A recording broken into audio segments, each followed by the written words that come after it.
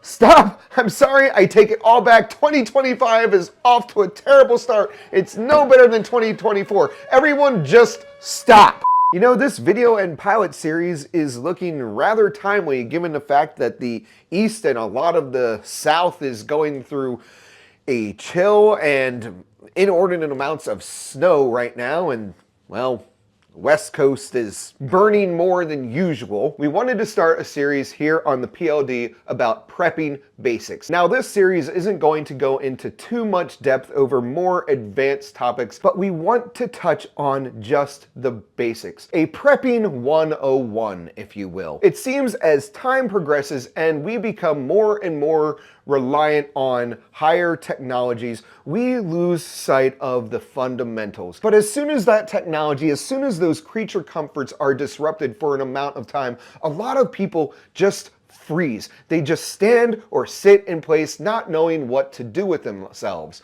And maybe that's the true zombie apocalypse. I wanted to start out with something very basic that a lot of people neglect. When people think about prepping, maybe they jump immediately to thinking that they need to have a plan for bugging out, have a bug out bag by the door. Maybe they're stockpiling ammunition. Maybe they're stockpiling MREs and emergency food supplies. Hopefully they've realized they are going to need first aid and medical supplies. If you've really thought ahead, maybe you've got some battery backups. This is a fun little thing that I built. Even something as simple as a fire extinguisher or a fire blanket can be absolutely crucial in a natural disaster or home emergency. That was not a dig at you all in California. Maybe you need to start stockpiling. This is from a grocery run earlier. You don't need to stockpile tequila. All of this stuff is very good to have, but there's still one thing missing, and you can guess it from the title of this video. Good old H2O. Not to mention a lot of emergency food requires water to actually reconstitute it, or in the case of MREs, heat them up. So today on the Phantom Llama's Den, we are going to talk the basics of emergency water supplies and storage.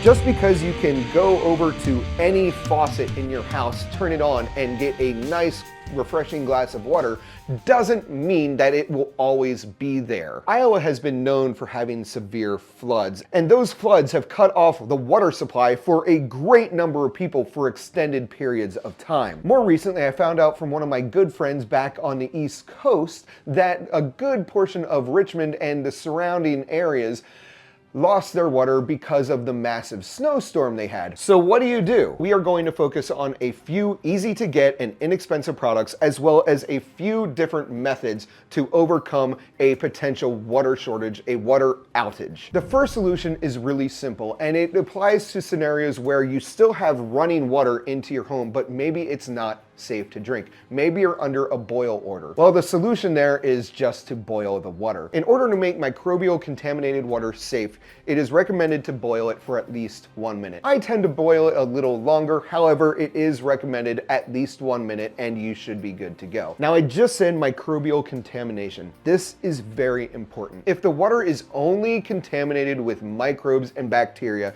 you can get by with just boiling the water. However, if the water is contaminated with something more nefarious, such as a virus or chemicals, that's not going to be enough. And if you drink boiled water that has chemical contaminants in it, it's still not going to be safe for you. And that brings us to the first product you should have on tap.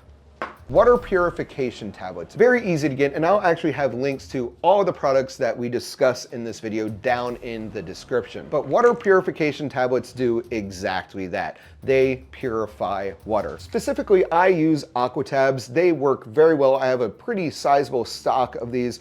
One tablet will treat about 4 gallons of water for me, given the chlorine levels in my water. And they are very easy to use. All you do is you have your amount of water, you have the right amount of tablets, you drop them in, you shake, you stir, you mix the tabs with the water for about 10 minutes, and then you let the water sit for 30 minutes, and then it is safe to drink. Water purification tablets are very simple to use. They are very safe, and they have proven very effective. I mean, I've actually drunk the nasty pond water out at Llama Ranch using this stuff in the past. Aaron, I guess this is how you find out that you have too. Surprise! Now, one thing that water purification tablets, and boiling for that matter, will not remove is particulate. It's not going to remove the silt, it's not going to remove dirt, it's not going to remove algae, that kind of thing. Tablets will neutralize that algae, but you're still going to have the particulate left over. Maybe you're in a situation where water is coming out of the faucet, but for whatever reason, it's gone very brown, smelly, and chunky. That's where the next two products come in. Water filtration systems. First up, we have something that I'm sure a lot of people have seen all over the internet, LifeStraws. It takes the same idea as a water purifier for in your refrigerator or the little water jugs that you can put in your refrigerator, and it puts it into a straw. I'm sorry, I'm not gonna take this out of the bag. It is still sealed. I don't have too many LifeStraws on hand. You can literally take this down to a stream and drink through the straw, and you will drink safe, fresh water. That's because this uses a time-tested filtration system that includes charcoal. LifeStraw makes another really neat looking product, and we might touch on that in the future, but it will cost a pretty penny, which is why you should definitely be subscribed to the Phantom Llama's Den and have notifications turned on so you can help us continue making awesome content. If this is the first time you're seeing our channel, welcome. Welcome to the Phantom Llama's Den. Welcome to the madness. We are first and foremost a gun channel. However, we are going to be branching out a little into some of the more related topics such as survival, such as prepping in the year to come. You're not going to want to miss out.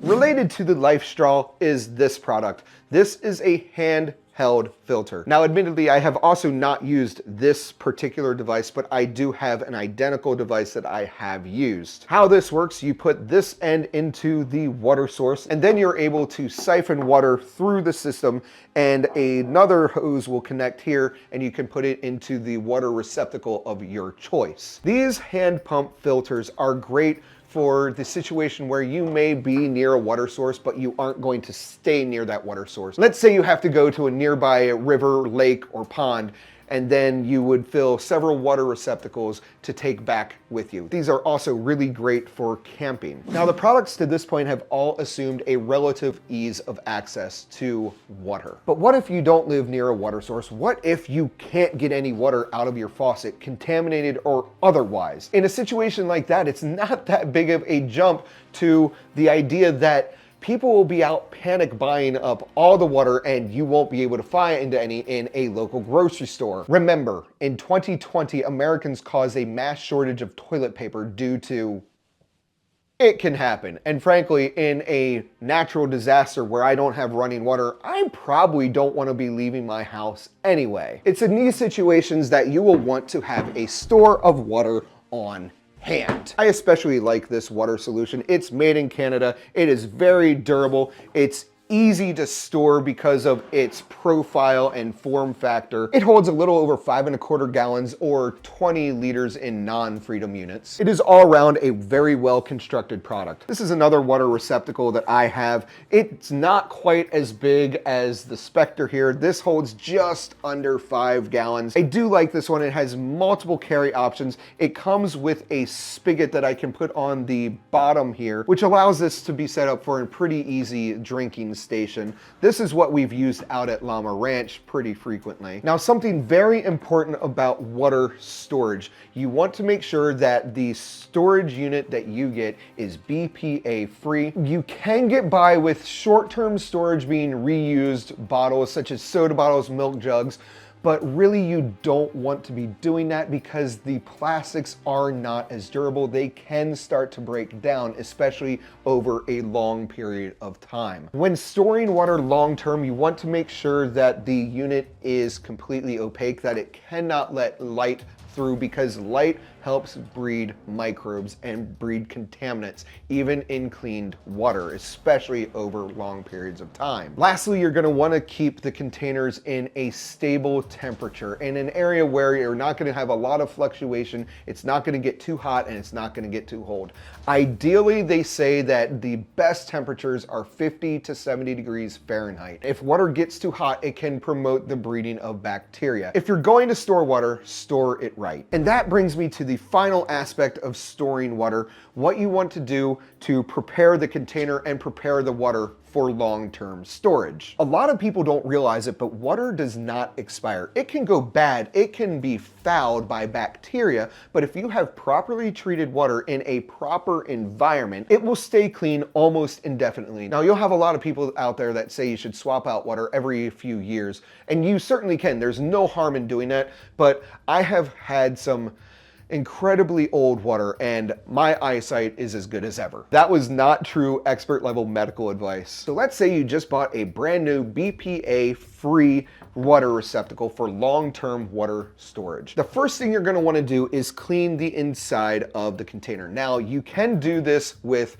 dish soap and water. However, I recommend using water and bleach. You will want to add 1 teaspoon of plain bleach for every quart of water you use in the container. I typically use about 2 gallons of water, therefore 8 teaspoons of plain bleach. I will then close the container and give it a good shaking, ensuring that the bleach water solution gets all the interior surfaces of the container. After that, you're gonna want to drain the bleach water and let the container dry in a clean environment for at least a day, just to make sure that there's no residual bleach water left in the container. At that point, I'll fill the jug from my home tap and I will treat the water with the appropriate number of Aquatabs. Even though my house water is filtered and treated, because this is going to be long-term water storage, I want to minimize the chance that any kind of bacteria, any kind of microbial growth will develop in these containers. So just as I would use the Aquatabs for emergency water,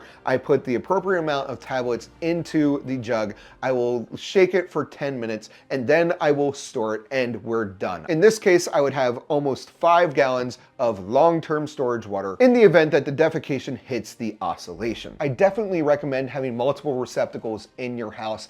They aren't that expensive. I think this one here was a little over $40 when I purchased it. Again, these are really good products and I think I'm gonna be buying a couple more of them because, again, they don't take up that much space. As with everything in the prepping sphere, this is an absolute rabbit hole and we have just barely scratched the surface with just water solutions. If you want to see some other more elaborate things on the channel down the road as far as water storage, water purification, let me know. We'll work something up. If you can't tell, this is a little bit of a passion of mine. Like I said at the beginning of this video, this is just the first video in this series. We're going to be touching on a lot of different other basics with survival, with prepping. Let me know down in the comment section what other videos you'd like to see in this genre, in the realm of prepping, in basic survival techniques, products, that kind of thing. We'll see what we can do. We're really looking forward to expanding on this series. And for the love of all that's holy, please, everybody, just pause, take a deep breath. World, stop it. That's gonna do it for this video, everybody. I hope you enjoyed it. If you did, please consider hitting the like button and subscribing to the Phantom Llama's Den. Hit the bell icon to get notifications on future content. Go check us out on X, Instagram, PhantomLlamasDen.com. Follow us on Twitch where you see a really different side of us on the weekends. As always, don't take life too seriously and make it a great day.